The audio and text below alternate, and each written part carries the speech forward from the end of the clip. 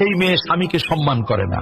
খোঁজ নিয়ে দেখেন তার মাও তার বাবাকে সম্মান করত না, কারণ মেয়েরা ছোট থেকে তার মায়ের কাছ থেকে দেখে দেখে শেখে। সন্তানের প্রথম শিক্ষক হলো তার মা। মা যা শেখাবেন সন্তান তাই শিখবে। সন্তান তার মাকেই অনুসরণ করে।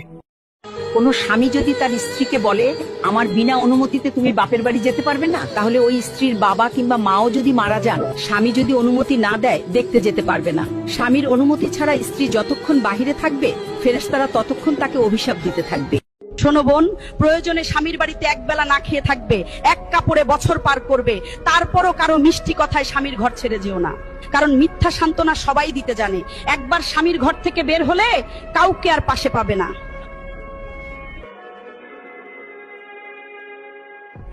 একটা কথা মাথায় রাখবে, ডিভোর্সে পুরুষের কোনো ক্ষতি হয় না, সব ক্ষতি একজন মেয়ের হয়। কারণ আমাদের মেয়েদের জন্য একটা বিয়ে জায়েজ, আর একটা ছেলের জন্য 4টা বিয়ে জায়েজ। একটা মেয়ের নামের সাথে একবার কলঙ্কিত শব্দটি যোগ হয়ে গেলে সমাজ তাকে আর ভালো চোখে দেখে না। মেয়েদেরকে বলছি, নিজের স্বামীকে অবহেলা করছো, স্বামীকে অপমান করছো।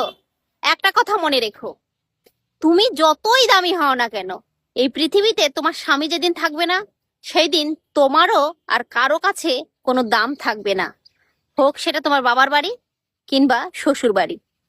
কথাটা মিলিয়ে দেখো।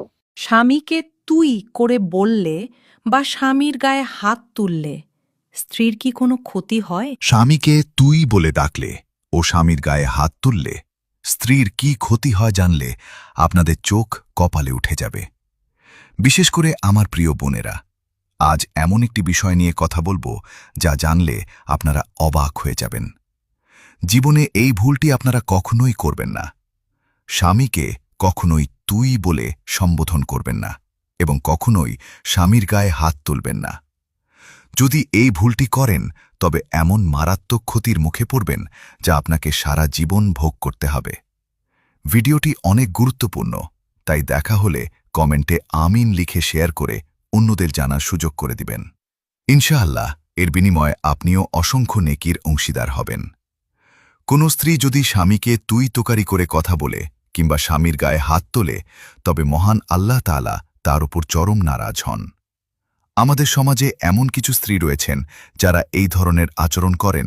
ইসলাম ও সামাজিক দৃষ্টিকোণ থেকে এটি চরম অবাধ্যতা ও বেয়াদবি। এমন আচরণকারী স্ত্রী জান্নাত থেকে বঞ্চিত হতে পারেন। স্বামীকে তুই বললে বা তার সাথে খারাপ আচরণ করলে প্রধানত 2টি মারাত্মক ক্ষতি হয়। 1, এমন রোগ বা ব্যাধি হবে যার কোনো চিকিৎসা নেই। আপনি যদি স্বামীকে তুই বলে সম্বোধন করেন বা